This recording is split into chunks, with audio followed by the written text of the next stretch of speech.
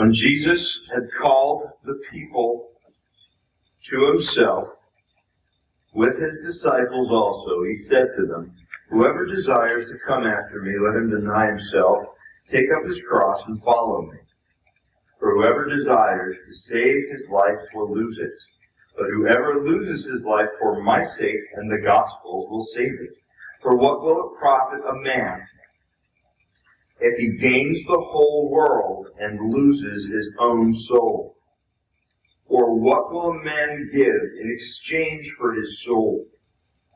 For whoever is ashamed of me and my words in this adulterous and sinful generation, of him the Son of Man also will be ashamed when he comes in the glory of his Father with the holy angels."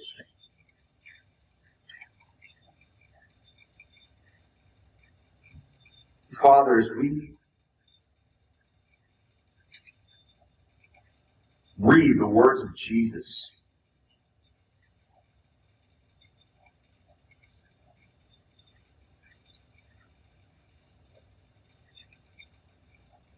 how clear,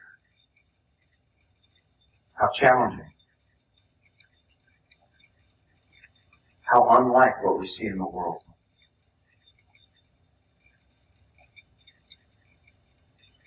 Father, why has the message changed so drastically?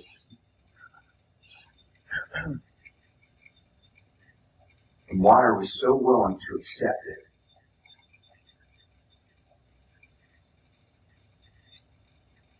Would you please invigorate us today, God? Fill us with your Spirit. Give us great understanding.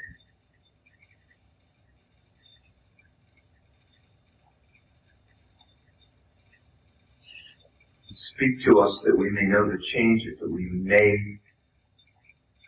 all need to make because of the truth that will be taught today from your word. In Jesus' name, amen. One of my favorite things that we do as a church is around Christmas time. It's called a white elephant exchange. How many of you have ever done one of these things?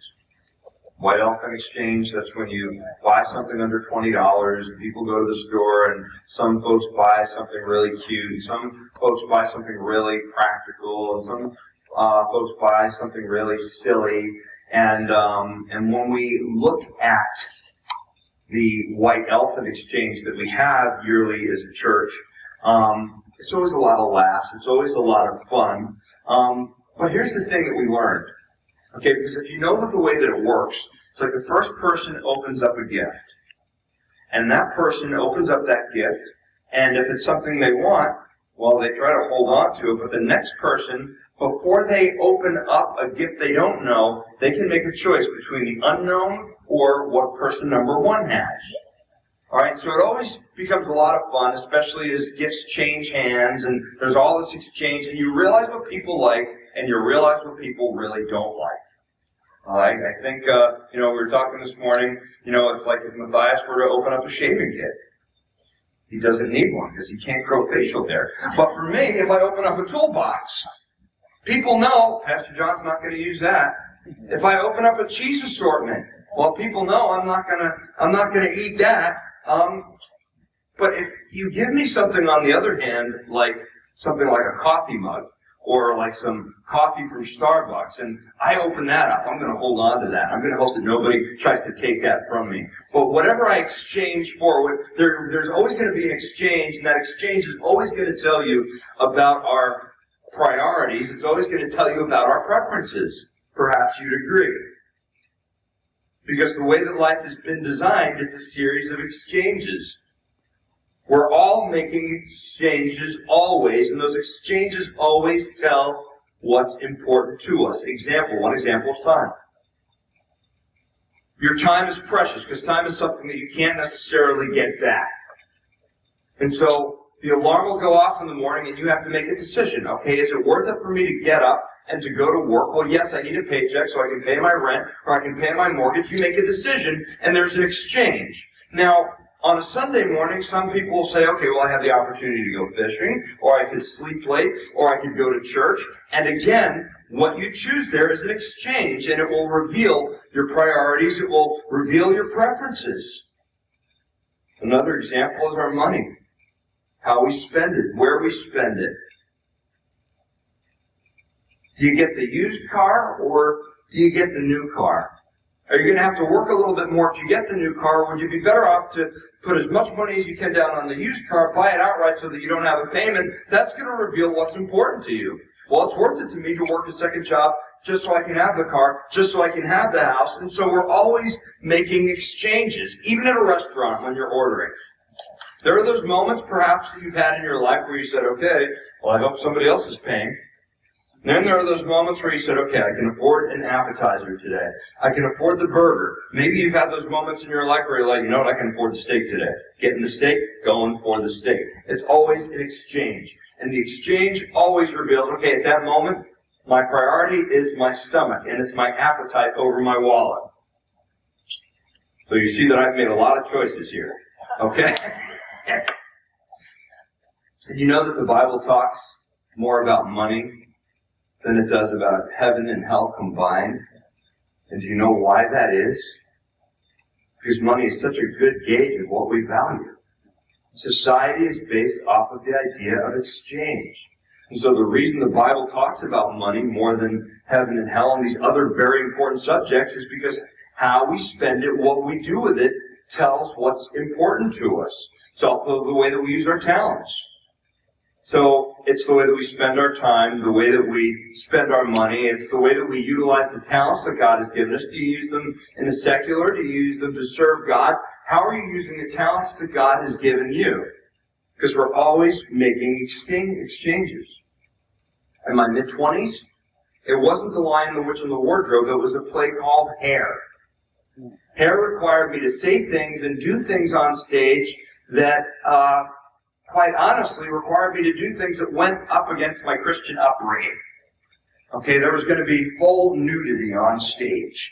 And I was trying to justify doing this, the language and all the different things that the play entailed. And so I called up my childhood pastor. And my childhood pastor, Pastor Gary Fairbanks from down here, said, well, I'm going to send you a book. And he sent me this book called My Utmost for His Highest. Now, what I wanted Pastor Gary to do was this. I wanted him to send me something that would say, listen, Jesus is really cool with it, whatever it is that you want to do in this life. That's what I was looking for. All right. Instead, he sends me this devotional called My Utmost for His Highest.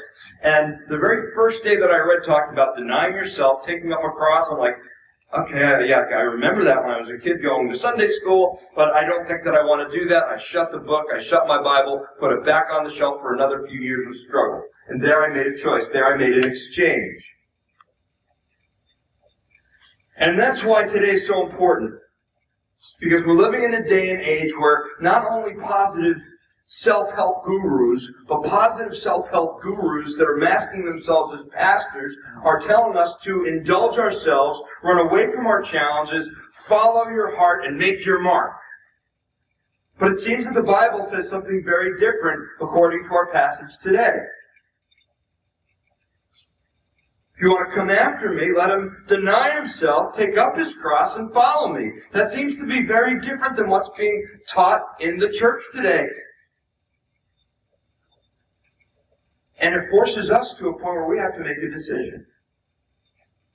And that is, do we want to follow Jesus, or do we want to do things our own way and just wear the name Christian? Do you want to be a fan, or do you want to be a follower? Now, when it comes to sports, and that was a book by Kyle Idleman, I recommend it highly. It's a great book. It's called Fan or Follower, or something like that. But if you know sports, you know that on Sundays you have some people that watch the game once in a while. They could care less. You have some people that if they're given a ticket, they'll go to a game. You have some people that have to buy season tickets and get to every game. Then I think in Wisconsin you have these things called cheeseheads, where the Packers fans, they wear cheese on their head, no shirts, it's minus 10 degrees out, and their body is painted. Those are followers. Make no mistake. Those are not just fans. Those are followers. But we can apply the same to the church. We see this in the church today. You've got fans of Jesus, and then you've got followers of Jesus. Who are the followers of Jesus? What do they look like? Well, who better to help us understand than Jesus on this subject? Because it's a crucial one. He says, if any man desires to come after me, you're all going after something. Everybody's going after something. It's a money, it's promotion, it's a degree. Everybody is going after something. The way that you're going after it tells the world again about the exchanges you're willing to make to get it. When I was a kid, when I thought of this idea of coming after something, going after something, when I was thinking about this and preparing the sermon, I thought of one movie, Smokey and the Bandit. Smokey and the Bandit. And if you're familiar with the movie, well, the bandit drives this black Trans Am, and he's smuggling alcohol, and he's smuggling the alcohol, and he's being pursued, and it's hot pursuit by Sheriff, do you remember his name? Buford T. Justice. All right, and Buford T. Justice is pursuing him, and he's going after the bandit no matter what. Okay? Now, here's why. It's a little bit personal for Sheriff Buford T. because his daughter has abandoned his son at the altar. So now it's Sheriff Buford T. Justice and his son, and they're chasing after the bandit. Now, how far will he go to get the bandit? He'll go across state lines. He'll wreck it. He'll total his car. But every time somebody asks him what he's doing, he says, I'm in hot pursuit. And let me ask you, what are you in hot pursuit of? When people look at your life, when they look at the way you spend your time and your talent and your treasure, what are you in hot pursuit of? Because Jesus said, listen, if it's me, if you want to come after me, are you in hot pursuit of me? You want to come after me? Do you even know what that means?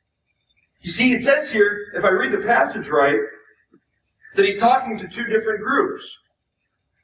Verse 34 says, when he had called the people to himself with his disciples also. So you had the group over here and the crowd over here, then you had the disciples over here, and Jesus called them both, and he offers up this teaching. Why? Because the disciples had basically left their nets. They dropped their nets. They left their tax collectors' booths. They left everything.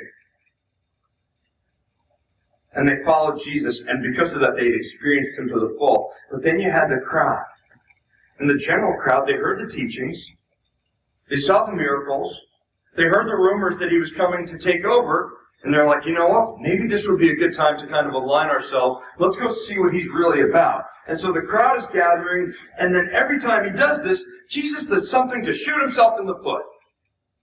Every time the crowd starts gathering around, every time he starts amassing popularity, Jesus does something that any leader today would consider to be shooting himself in the foot. What's he doing here? You're saying, what do you mean Jesus is shooting himself in the foot? Here's what I mean. The crowd was lined up in this one moment when Jesus went to Jericho. They were lining up to see Jesus. Rock star status. And as he is walking through, what does he do? He tells the most unpopular man in the town, a man named Zacchaeus, Zacchaeus, come down from the tree. Does that make the general population happy? No. Does it make his disciples happy? No. How are we going to grow a church like this? What are you doing? Every time he starts getting a crowd, he'll give them a teaching that says, well, if a man wants to come after me, let him leave his father and let the dead bury their dead, or foxes have foxes have holes, birds have nests, but the Son of Man has no place to hang his head. Every time the crowd starts gathering, a teaching is offered that says, okay, well, if somebody wants to come after me, then they have to eat my body and drink my blood. And at that point, people are going, okay, this is not quite what I had counted on. And so here, he's making it very clear. He's saying, if you want to come after me, this is what it looks like. Now listen. Could Jesus have rallied the crowd? Like no other human being in history. Surely you've seen these motivational speakers that say, listen, we can teach you how to have friends and how to influence people. There's even a book like that by Dale Carnegie. how to make friends, how to win friends, and how to influence people. All right, certainly these motivational speakers, they can tell you how to tap into something in another human being's psyche to inspire them, encourage them, draw them toward you. If anybody could have done that, it was the one that created this, the idea of the brain, the one that created the idea of thinking. He could have done that. But that's not what he did. Instead, at crucial moments, Jesus would offer a teaching that would make most of the crowd go,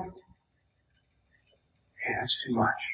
I don't think I can do that. I don't think I want to do that. I don't think I want to go that far. A few would respond. The disciples did, the loyal followers did. But usually the fans, they couldn't really take what he was going to say. Listen.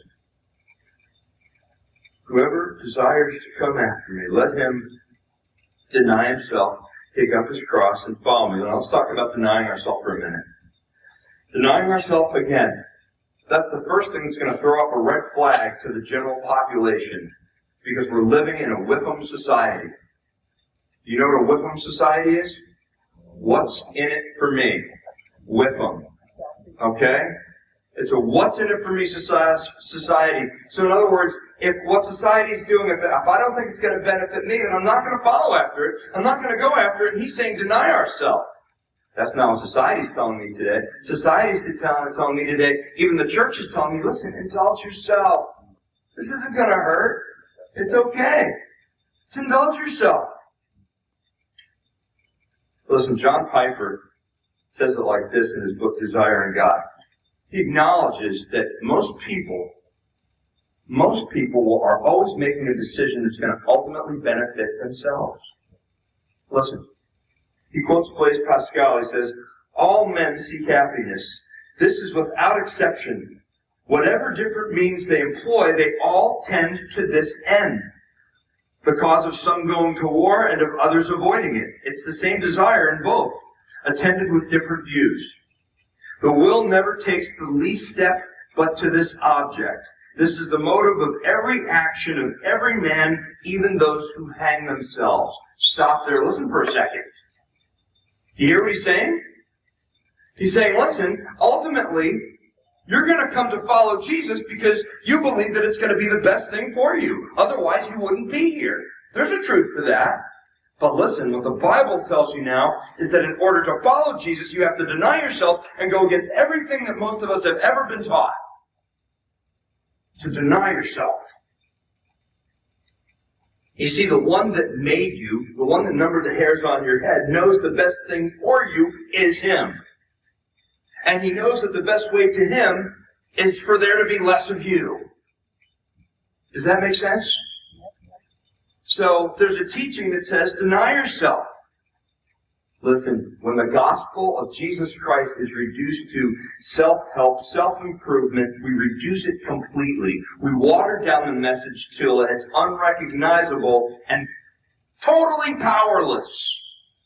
Totally powerless. Because we make it about ourselves. When it's all about glorifying God. It's about less of ourselves. It's about denying oneself. Does that mean, Pastor John, that you can never get what you want? No, it doesn't mean that at all. It doesn't mean that at all. It just means this.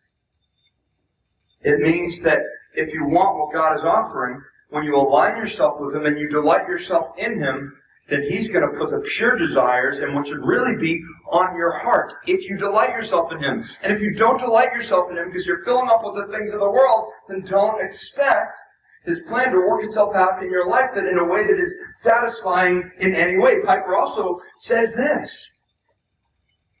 He says, God is most glorified in man when man is most satisfied in Him. God is most glorified in man when man is most satisfied in God, because it's an exchange. And if you want the thing that God is calling you to, it means perhaps leaving something behind. Listen. This week I'm looking in the mirror like this. That's not too bad. But then I do this. Like, wow. I thought I looked like I was 3 months pregnant last week. This week I graduated, took 4 months. Now I start panicking and I start thinking, okay, I'm jump roping, I'm doing the total gym. Maybe I need to take this to another level. So I look up keto diet with intermittent fasting.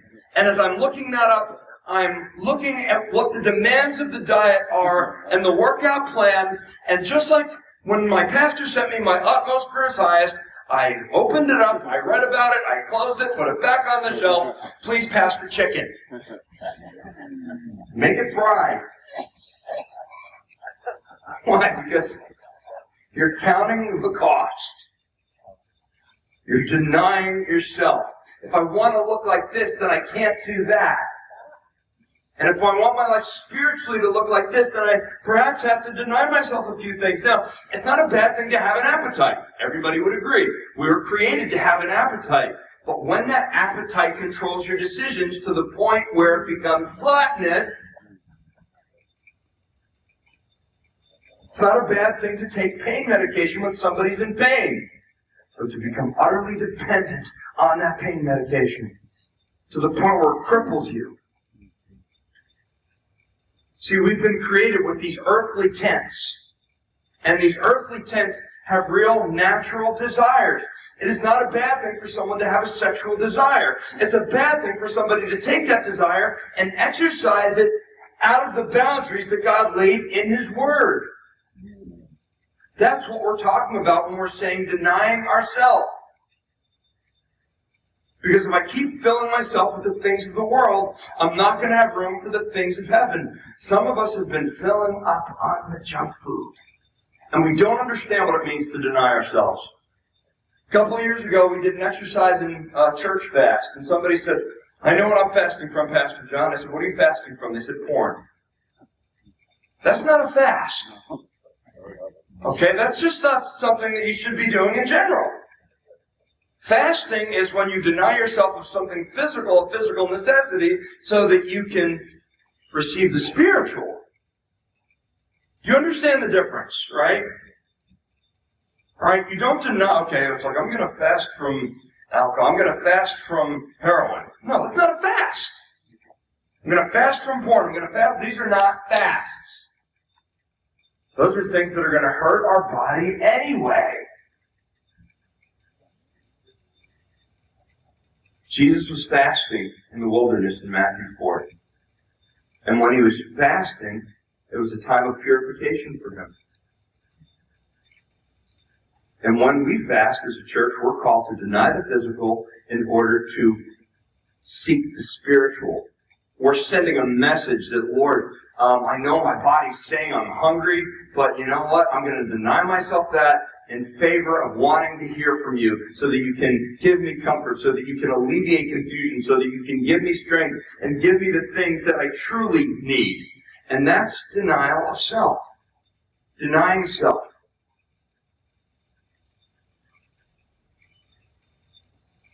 And so that's the first thing He says. So denying ourselves gives us access to the Spirit. Perhaps nobody was more famous for this than John the Baptist. John the Baptist lived in the wilderness. He had a diet of locusts and honey. All right? And I don't know how many of you have ever tried to eat a locust. Anybody? If you dip it in honey, it still doesn't do a whole lot. You know, it's still terrible. Right? I know this because when I went to the fair, I had one of those chocolate-covered roaches a few years ago. And, huh? No. That was the salted cricket. It was the chocolate-covered roach, and we did the chocolate-covered scorpion. Listen, no matter how much chocolate, no matter how much honey you put on these things, they taste terrible. Okay? But the point is this. John the Baptist denied himself the things of earth, and because he was denying himself the things of the flesh, what happened is that he was totally zoned in on the things of heaven. How many of you here could stand to be more zoned in on God's will for your life? How many of you here could stand to be zoned in on the things of heaven rather than the things of earth? If you want to be more zoned in, you have to deny yourself. That's what it means to follow Jesus. That's the first part. But then the other part It's even more crazy and even more compelling. He says, now, let him deny himself and take up his cross. Oh, you think you know what a cross is? Most of us really, really, really don't. Most of us look at the relationship that you're in. Well, this is the cross I must bear. Or we look at the job that we're at. Oh, well, this is the cross that I'm bearing. When Jesus said this back in the day, nobody would have said, oh, well, it's my job, it's my relationship, it's the little burden that I'm carrying. A cross during that day was an instrument of torture, and it was an instrument of execution. It wasn't some self-pitying person saying, listen, oh, I'm carrying this cross and it's so heavy. No.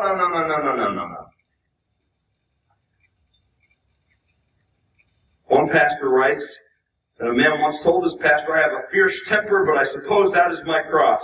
The pastor replied lovingly, that's not your cross, it's your sin. So what you carrying again? Listen, the cross at that moment was an excruciating, painful, humiliating death. When someone was carrying their cross, and again, I'm just going to read this for you real quick, is that when Jesus was carrying, after having been beaten severely, the victim was often forced to carry their own crossbar to the execution. Now, the cross itself was about 300 pounds, but the crossbeam alone was about 100. After being beaten the way that Jesus was, it says that the tibulum could easily weigh 100 pounds. That was the crossbar. In the case of Jesus, the records show that he may have carried his patibulum the distance of over 2 football fields. In a weak and tormented state, it's no wonder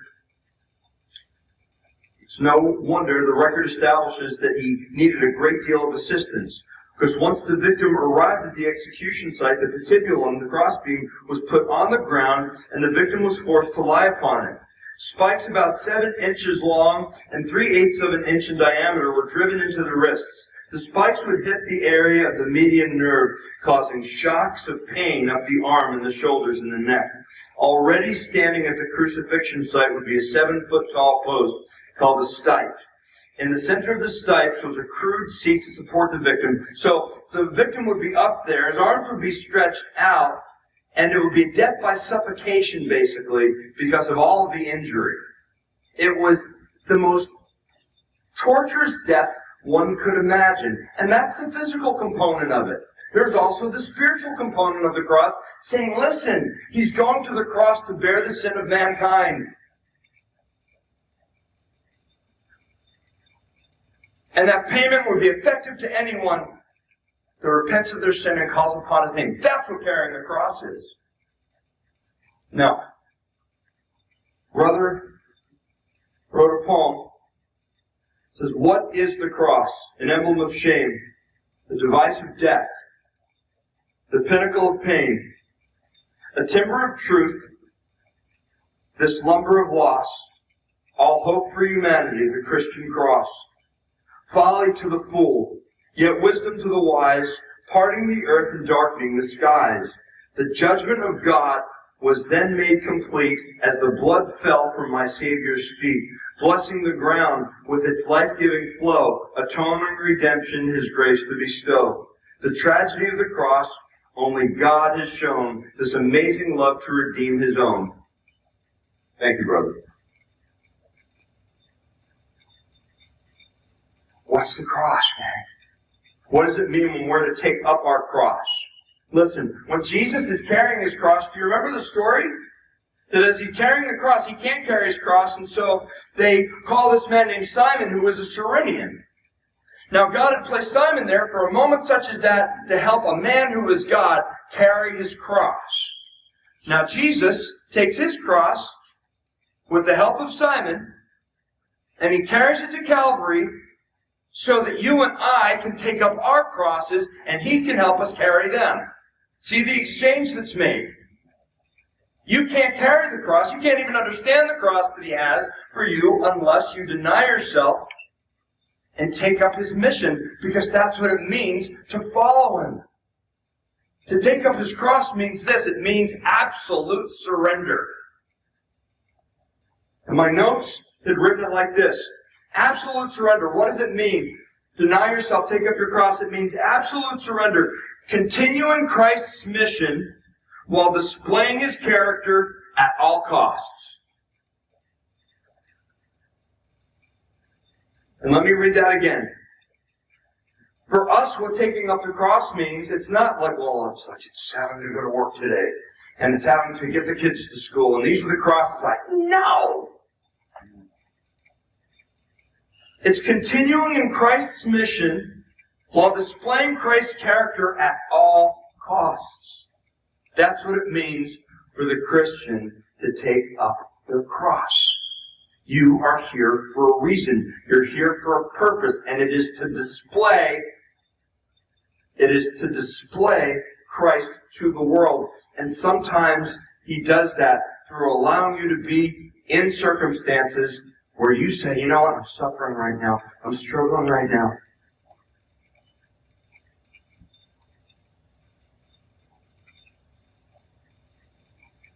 Luke adds this.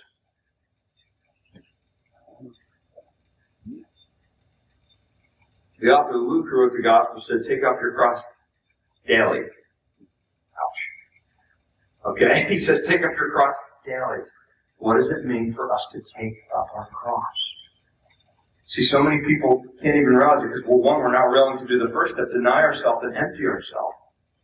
But when we deny ourselves and empty ourselves and we delight ourselves in him, what's going to happen is you'll realize the reason you've been put on this planet.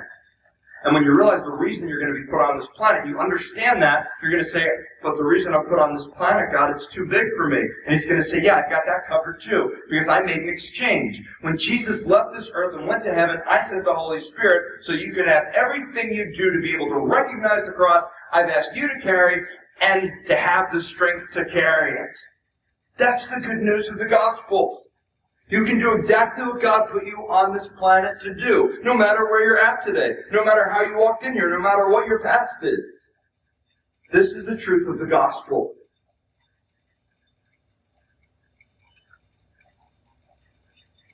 Denying ourselves, taking up our cross. Problem is this.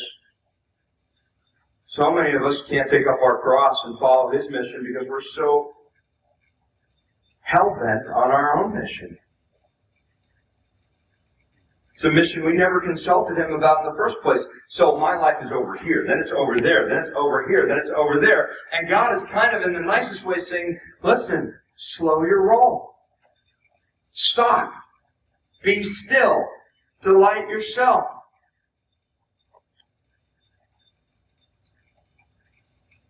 You're so busy trying to figure it out. God's saying, no, just deny yourself.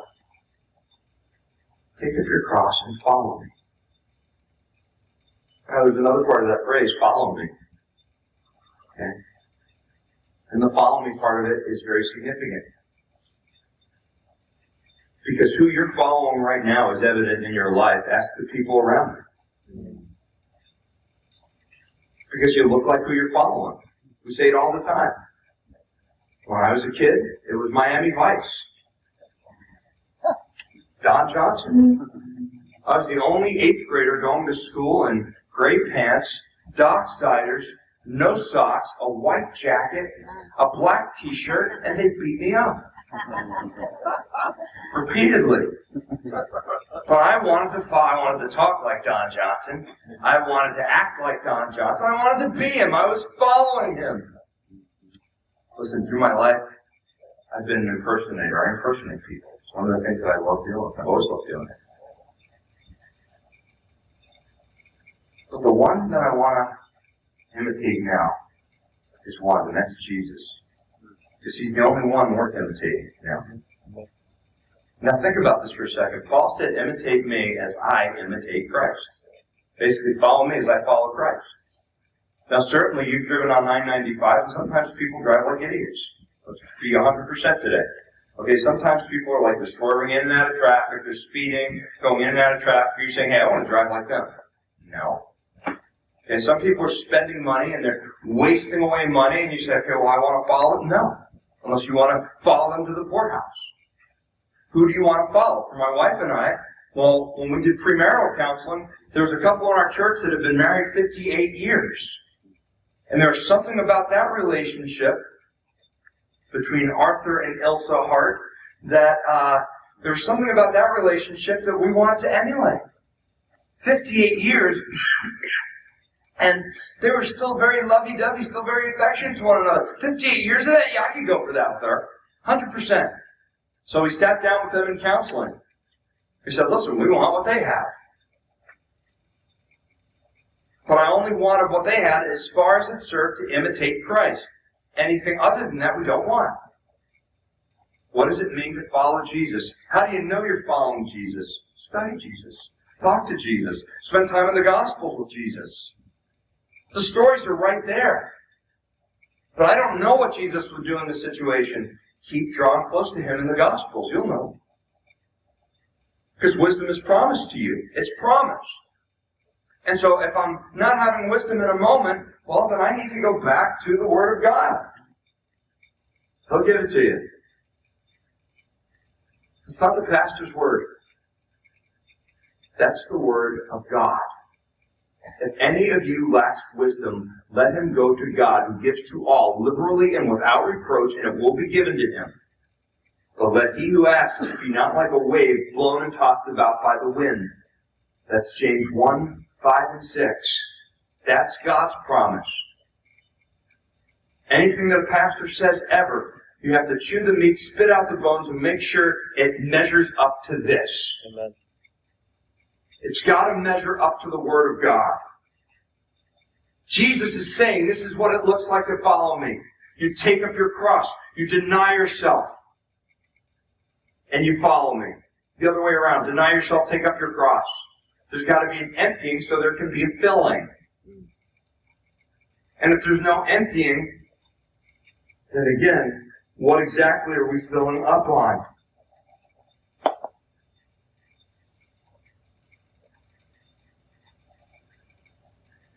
Verse 35, he says, for whoever desires to save his life will lose it, but whoever loses his life for my sake and the gospel will save it. For what will it profit a man if he gains the whole world and loses his own soul? How many of you have seen talented people, so talented, that it seems like they've sold their soul for the things of this world, for the fame, for the fortune, for the money, for the power? What they all have in common is that they have to stand before God. And we make these silly exchanges because we don't understand the implications of what we're trading when we take the temporary, physical, and we put it on the altar instead of embracing the spiritual and the eternal. How many of you here have heard of Ronald Wayne? Anybody? Of course you haven't. Ronald Wayne is known for selling his share in Apple in 1976. Wayne, who worked with Steve Jobs at Atari, sold his 10% stake for $800. What he sold now is currently worth $83 billion. Yeah, dang. All God's people said, oh, wow. Yeah, ouch. All God's people said, ouch, is exactly right. How many of you have made exchanges? Me? I had a baseball card, a 1971 Thurman Munson rookie card with a mistake on it that was worth $10,000 today. I traded it for a New York Mets team card because I like the color of the Mets better than I like the color of the Yankees. I traded my Thurman Munson card. I had no idea what I had in my hand. But it's the same way with us. When you finally come to the understanding that a value has been assigned to you, that God loved you enough to send His Son to go to a cross for you, because you were created for the things of all of eternity. When you get that, Jesus tells a parable about a man that finds the pearl of greatest price and sells everything else that he has because he found the one thing that was worth everything. See, that's what we're talking about when we're talking about exchange. But there's not going to be that exchange if you're still trying to hold on to the things of earth and the things of heaven at the same time. You have to make a choice. If you want one, you have to let go of the other, but you can't have both. If you're pursuing the things of heaven, and it's my favorite C.S. Lewis quote, you've heard it 1,000 times, aim for the things of heaven, you get earth thrown in. Aim for the things of earth, then you miss everything. I'm going to give one more passage today, and it's from the book of Philippians. And I go to this passage in Philippians, and I just want to read this just before we turn there. One of the things that Jesus says here is like, "For whoever is ashamed of me and my words in this adulterous and sinful generation, of him the Son of Man also will be ashamed when he comes in the glory of his Father with the holy angels." Now, do you remember what the Apostle Paul said? "I am not ashamed of the gospel of Jesus Christ, for it is the power of God to salvation for everyone who believes." Paul said, "I'm not ashamed of it." Paul's choices reflected a man that was not ashamed of it. As a matter of fact, Paul ultimately gets to the point where he's made the exchange. Because listen to what he says from a prison cell to the church in Philippi. It's chapter 1, we'll start at verse 19 and we'll read on. It says, "For I know that this will turn out for my deliverance through your prayer and the supply of the Spirit of Jesus Christ, according to my earnest expectation and hope, that in nothing I shall be ashamed, but with all boldness, as always, so now also Christ will be magnified in my body, whether by my life or by my death. For to me to live is Christ, and to die is gain. But if I live on in the flesh, this will mean fruit from my labor. Yet what shall I choose? I cannot tell. For I am hard-pressed between the two, having a desire to depart and to be with Christ, which is far better." Stop right there. Do you see what's happening? He's torn in a beautiful way. He's saying, listen, if I live, I'm going to continue to bear fruit for Jesus Christ on this earth. But if I die, I know where I'm going. There's no more pain, there's no more sorrow, there's no more tears. I'm in the presence of my Savior in the fullness of joy and perfect peace. Listen, until you have that understanding, which is God's desire for each of His children, to look at the things of heaven and choose the things of heaven over the things of earth, then you'll be pursuing the intangible things that Jesus Christ gives when He gives you the Holy Spirit, so that you can have love and joy and peace and patience and kindness and goodness and faithfulness and gentleness and self-control right here on this planet till the day He comes back. Because you're valuing the things of heaven. And that's the great exchange. That's why Paul was my favorite word is this. It's indefatigable. There's nothing you can do to him. Nothing you can do to Paul. Throw him in prison? I'm going to write to Jesus. Take him out of prison? I'm going to preach Jesus. Okay, well, we're going to kill you. Then I'll be with Jesus. Okay, well, I'm not going to kill you. We're going to let you live. Okay, then I'll keep preaching Jesus. What can you do to somebody like that? Nothing. Nothing. It seems to me a different mindset than what we're trying to cultivate in the church today. It's a Christianity often of convenience.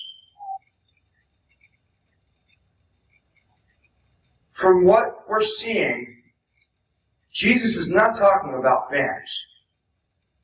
Jesus is talking about followers. People wholly sold out to Him. Whatever it takes, no matter the cost. That's what He's talking about. And I hope that when we say something like this, when we hear these words that say, I have decided to follow Jesus, I have decided to follow Jesus, and we sing these songs, and we sing them at the top of our lungs, I hope we understand what they mean as we're shouting them out in church. Because this is what it means to follow Jesus. But you have to know who you're following.